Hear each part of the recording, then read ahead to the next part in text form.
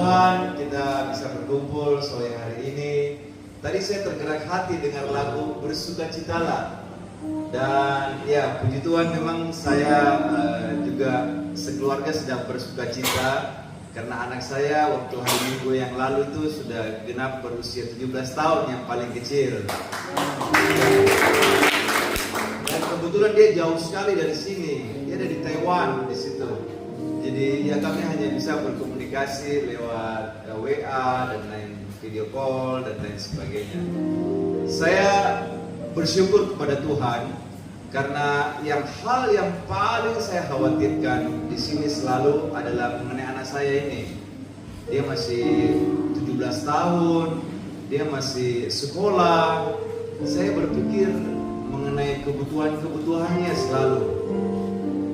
Tapi puji Tuhan, ternyata Tuhan mencukupkan semuanya itu. Anak saya mendapatkan beasiswa, ternyata banyak hal yang dimudahkan di sana selama dia sekolah di sana. Kemarin waktu dia cerita juga waktu ulang tahun, dia sudah mendapatkan kartu kesehatan. Kalau di sini itu disebut kartu BPJS.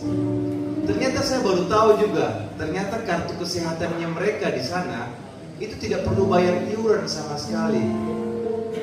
Kalau di sini kan kita kalau ikut peserta anggota BPJS kan masih harus bayar ya, setiap bulan berapa seperti itu ya. Tapi kalau ternyata di sana itu tidak membayar sedikit pun. Jadi saya bersyukur sekali akan kemurahan Tuhan, kebaikan Tuhan terhadap anak-anak saya, keluarga saya. Meskipun memang saya sedang mengalami banyak masalah dan harus melewati proses di sini, tetapi Tuhan memberi kekuatan dan sukacita selalu. Semoga kita yang ada di sini selalu dikuatkan dan diberikan sukacita dari Tuhan selalu. Terima kasih.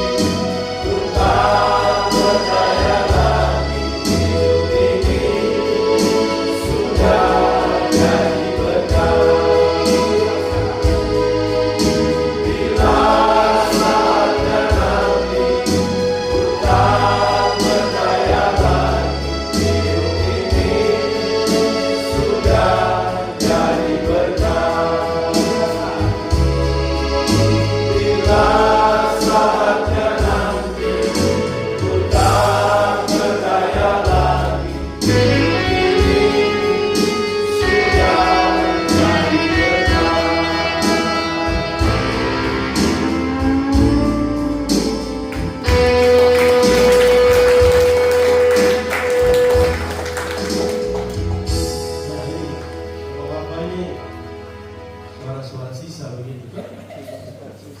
Suara yang masih tersisa di lapas. Shalom. Kita bersyukur kita ada di tanggal 25 Maret, sedikit lagi datang. Ku mengasihimu, Yesus, semuanya. Kau yang Maha Tahu dan menilai hidupku, tak ada yang tersembunyi. Sekali lagi katakan, selidiki. Selidiki aku, selidiki aku. Lihat hatiku, apakah sungguh mengasihi Yesus, Kau yang Maha dan menilai hidupku, tak ada yang tersembunyi bagi aku.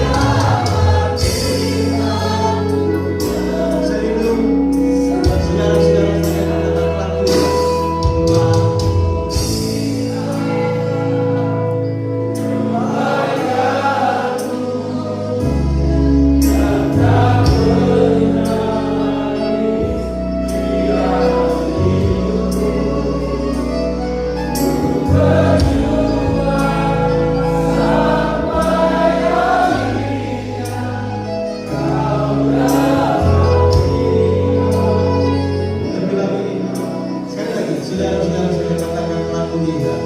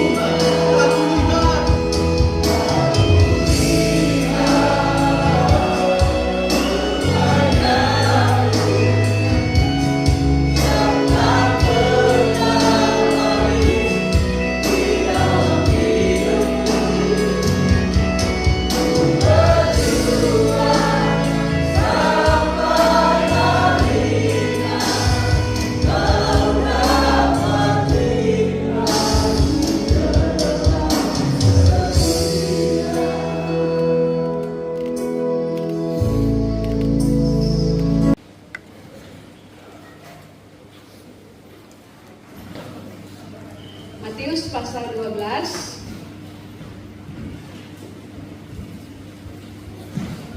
Matius 12 ayat 34, 35, 36 dan juga 37.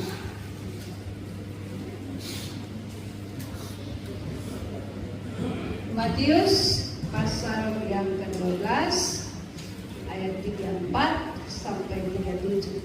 Semua sudah dapat? Amin. Puji Tuhan. Hai kamu keturunan ular beludak, bagaimanakah kamu dapat mengucapkan hal-hal yang baik, sedangkan kamu sendiri jahat? Karena yang diucapkan mulut meluap dari hati. Orang yang baik mengeluarkan hal-hal yang baik dari perbendaharaannya yang baik, dan orang yang jahat mengeluarkan hal-hal yang jahat dari perbendaharaannya yang jahat. Tetapi aku berkata kepadamu, setiap kata sia-sia yang diucapkan orang harus dipertanggungjawabkan pada hari penghakiman. Karena menurut ucapanmu engkau akan dibenarkan, dan menurut ucapanmu pula engkau akan dihukum. Kita buka lagi di Matius pasal 5 ayat 37.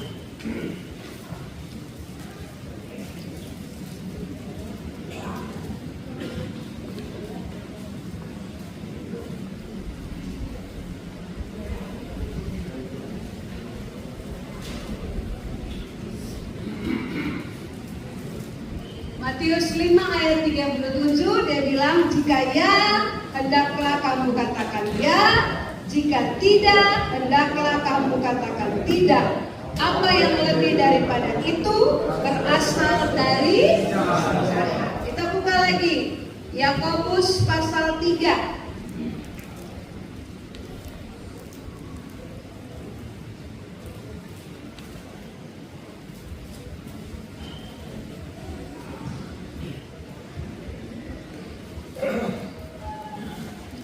Kita baca ayat 8 dan 9 sama-sama. 1, 2, 3. Tetapi tidak seorang pun yang menjinakkan lidah, ia adalah sesuatu yang buas, yang tak terkuasai dan penuh racun, Dengan lidah kita memuji Tuhan Bapa kita, dan dengan lidah kita mengutuk manusia yang diciptakan menurut rupa Allah. Jadi sore ini bagian firman Tuhan ini berbicara kepada kita bahwa kita penting sekali memperhatikan ucapan kita. Ya. Kita semua punya potensi untuk menjadi pembawa berita yang tidak baik.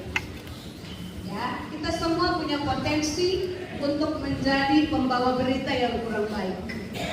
Dan kita semua juga punya potensi untuk merusak hubungan orang lain dengan berita yang kita bawa. Ya. Itu yang pertama, itu menyangkut dengan orang lain. Tapi dengan diri kita sendiri, kita semua juga punya potensi untuk tidak bisa menguasai ucapan kita di hadapan Tuhan. Ya, kadang kita bilang begini, aduh keceplos tiba-tiba, ya keluar kebun binatang, maki orang, ya, keceplos tiba-tiba. Sebenarnya saya nggak rancang loh untuk keluarkan kata-kata itu, tapi kok muncul tiba-tiba, ya. Tapi firman Tuhan tadi bilang apa? Segala sesuatu yang muncul itu sudah ada di dalam hati. Ya. Jadi kita poin yang pertama, bagaimana supaya kita menjaga ucapan kita itu tetap benar di hadapan Tuhan. Poin pertama adalah kita menjaga hati kita. Ya. Yang tahu hati kita punya sikap adalah kita sendiri. Dan Tuhan dan setan juga tahu apa sikap hati kita. Amsal pasal 4 ayat 23 berkata bahwa jagalah hatimu dengan segala kewaspadaan, ya, karena dari situlah akan terpancar apa? Kehidupan. Ya. Jadi poin pertama untuk kita bisa menjaga ucapan kita menjadi ucapan yang benar-benar memuliakan Tuhan, karena tadi Yakobus bilang tidak mungkin mulut yang satu ini kasih keluar hal yang baik dan hal yang jahat. Kenapa Tuhan ciptakan telinga dua untuk mendengar baik dan jahat?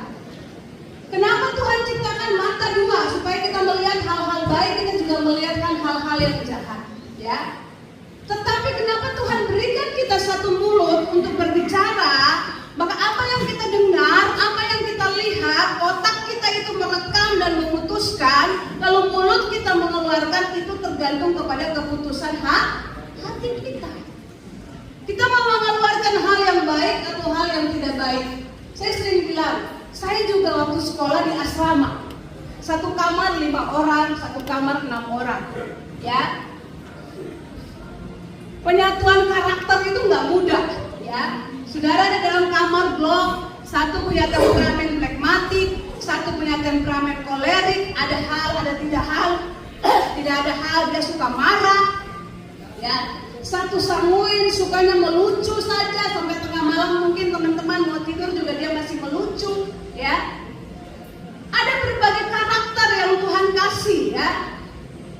Nah, waktu saudara ada di sini dengan berapa tahun yang saudara jalani di sini, waktu saudara mampu mengatasi itu dan saudara bisa menerima, saudara bukan sekedar menang tapi lebih dari seorang pemenang.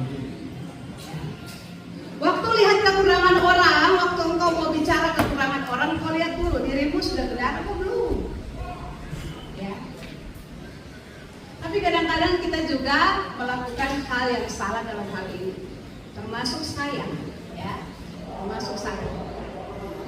Jadi poin pertama untuk kita menjaga hati kita, untuk menjaga ucapan kita tetap memuliakan Tuhan adalah kita menjaga hati kita. Poin yang kedua, saya tidak bicara banyak di sore hari ini buat kita.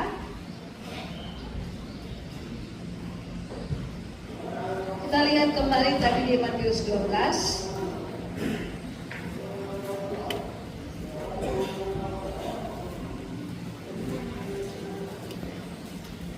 Poin yang kedua, supaya kita bisa mengeluarkan hal-hal yang baik dari dalam mulut kita adalah poin yang kedua, kita harus mengingat bahwa setiap perkataan kita akan kita pertanggungjawabkan di hadapan, ya. Setiap perkataan yang kita keluarkan akan kita pertanggungjawabkan di hadapan Tuhan. Perkataan kita yang baik, perkataan kita yang jahat, kita akan bertanggungjawabkan di hadapan Tuhan. Ya, kita akan bertanggung jawab di hadapan Tuhan. Mungkin saudara-saudara bilang begini, kan setiap malam saya sudah minta ampun sama Tuhan. Saya sudah minta ampun sama Tuhan dengan apa yang saya buat, dengan perkataan saya. Ya, sepanjang hari kata-kata yang saya keluar, kata-kata yang tidak memuliakan Tuhan. Kata-kata yang saya keluarkan adalah kata-kata yang jahat, ya. Kata-kata yang saya keluarkan adalah kata-kata yang tidak sesuai dengan kehendak Tuhan. Tapi kan saya sudah minta ampun sama Tuhan, ya. Dan Tuhan berjanji bahwa ketika Tuhan mengampuni, Tuhan itu tidak pernah akan mengingat lagi dosa kita. Itu janji Tuhan, ya. Dia bilang, aku Tuhan yang tidak pernah mengingat lagi dosa pelanggaranmu. Waktu engkau minta ampun sama aku, aku akan membuang dosamu sampai jauh ke tumir laut yang paling dalam. Tapi, ya ada tapinya, ya. Bukan karena Tuhan bilang bahwa waktu kita minta ampun, Tuhan sudah lupa apa yang kita buat, lalu kita bilang begini, besok saya bikin lagi. Nanti malam kan saya minta ampun lagi. Besok saya bikin lagi. Nanti malam kan saya minta ampun lagi. Ingat ada bagian firman Tuhan katakan, jangan anggap enteng kemurahan Tuhan. Ya. Saya baca dari buletin yang saya buat, ya. Menara doa itu bahwa Pendeta Helmi jelaskan tentang 5 garis bodoh dan 5 garis bijaksana. Ya toh? Dua-duanya ada di hadirat Tuhan. Dua-duanya dalam penantian Tuhan. Satu hanya kurang persiapan sedikit saja minyak. Waktu dia keluar, waktu dia masuk kembali, Tuhan bilang apa? Aku tidak kenal kamu. Apakah Tuhan itu tidak tahu bahwa tadi 10 dalam rumah? Dia tahu. Saya mau bilang bahwa keselamatan Tuhan berikan dengan cuma-cuma.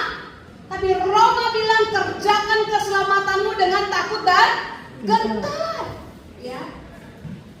Keselamatan Tuhan kasih dengan cuma-cuma. Tapi kita harus bekerja untuk mempertahankan keselamatan itu dengan terus belajar untuk menyenangkan hati Tuhan. Kalau hari ini gagal, bukan gagal karena kau sengaja. Tapi kalau hari ini gagal, beda orang gagal karena sengaja dengan orang berjuang baru gagal. Itu beda. Kalau orang gagal karena sengaja, memang dia mau lakukan itu dalam hidup dia. Dan waktu dia berjuang untuk melakukan kebaikan, di tengah-tengah perjalanan itu dia sedikit jatuh dalam kegagalan. Itu beda. Tuhan memperhitungkannya juga beda. Jadi ingatlah bahwa setiap perkataan yang kita ucapkan akan kita pertanggungjawabkan di hadapan Tuhan. Kadang-kadang kalau kita sudah emosi dengan orang, kita sudah tidak pikir kata-kata yang kita keluarkan. Ya toh? Segala macam hal kita bisa bicara. Semua urutan nenek moyang kita bisa hitung.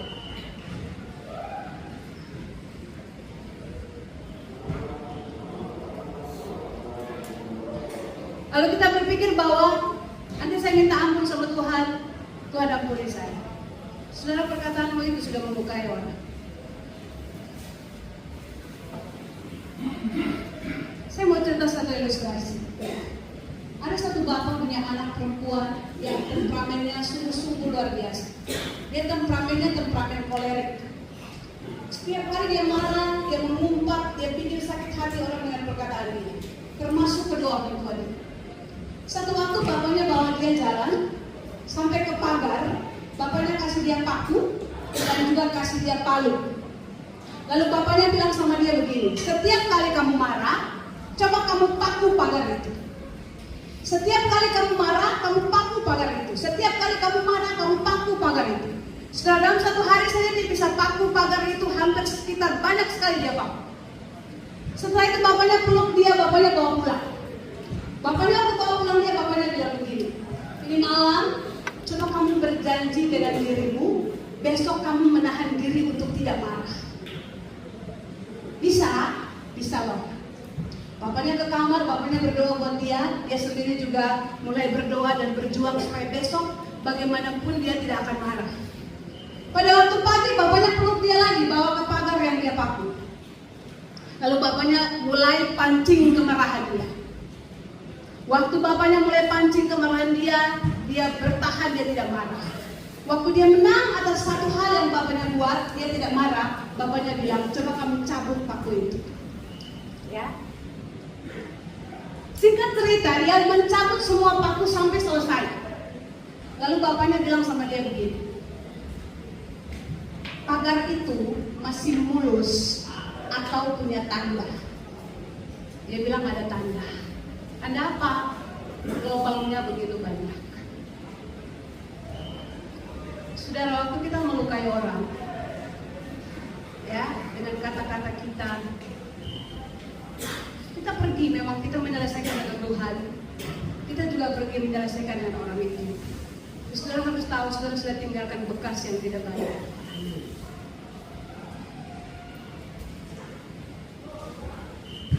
Itu kenapa dalam perkataan Tuhan Yesus yang pertama di kayu salib dia bilang, ampunilah mereka, sebab mereka tidak tahu apa yang mereka perbuat. Karena mengampuni itu tidak mudah. Mengampuni adalah kita belajar untuk melupakan rasa sakit yang orang buat untuk kita. Kita belajar untuk berdamai dengan diri kita sendiri.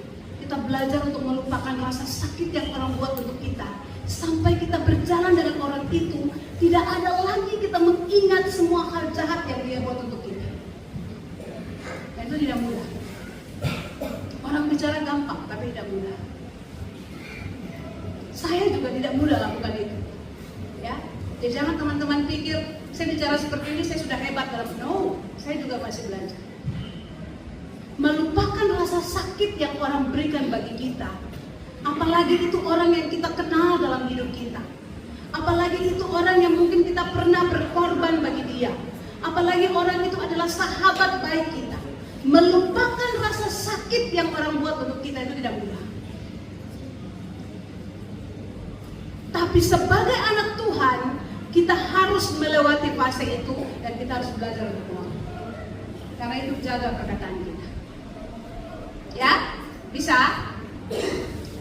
Kalau teman-teman di kamar bikin marah, bilang sama dia, aduh, Tuhan Yesus sayangku sekali. Itu akan menolong dirinya dan menolong diri. Ya. Jadi supaya ucapan kita itu menjadi ucapan yang menyenangkan hati Tuhan, hanya 2 poin. Yang pertama kita tahu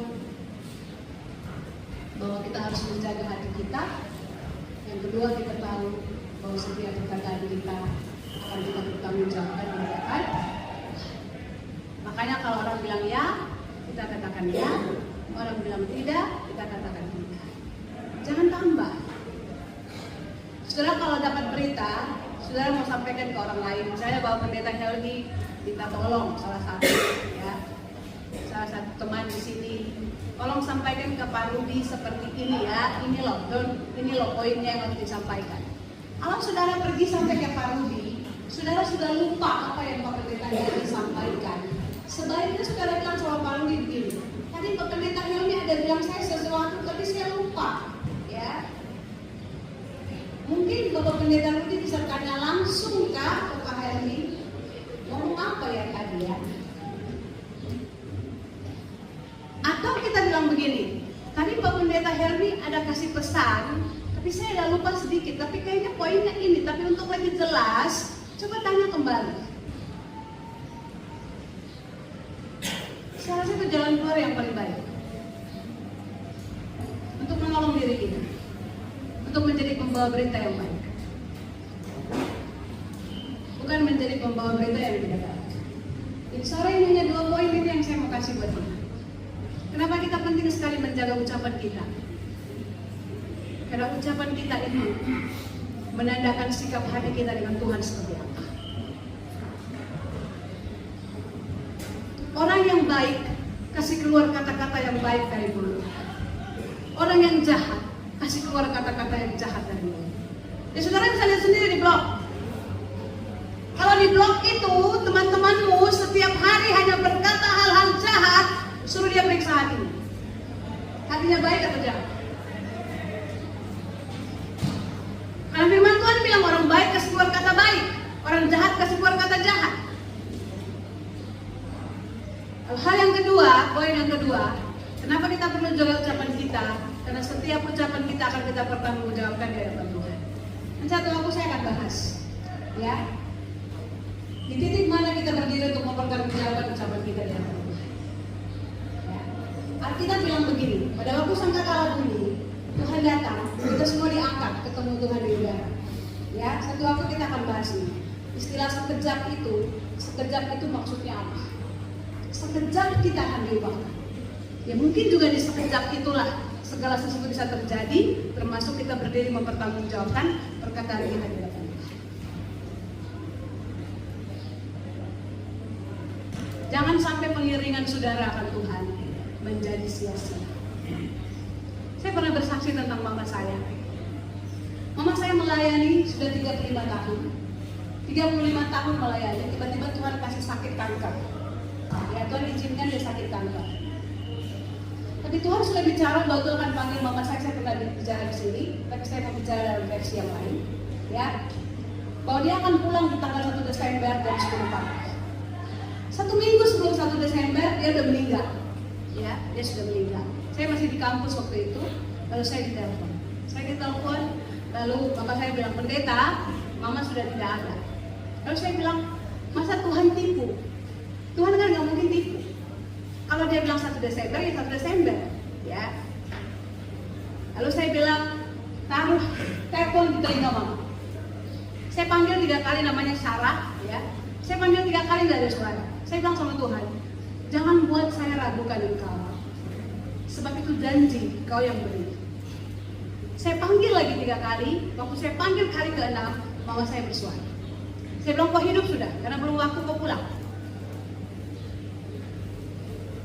Dan dia bilang, pulang dulu Nona. Waktu dia pulang, waktu dia cerita, dia bilang apa sama saya? Waktu rohnya dibawa sampai ke depan Tuhan, namanya tidak ada di kitab kehidupan. Saudara ini melayani 35 tahun. 35 tahun melayani Tuhan. Nama tidak ada di kitab kehidupan. Gak ada. Dicari namanya gak ada. Lalu dia bilang sama Tuhan begini, dosa apa yang saya buat? Saya tidak bisa masuk dalam kerajaan surga. Lalu apa yang Tuhan bilang sama dia?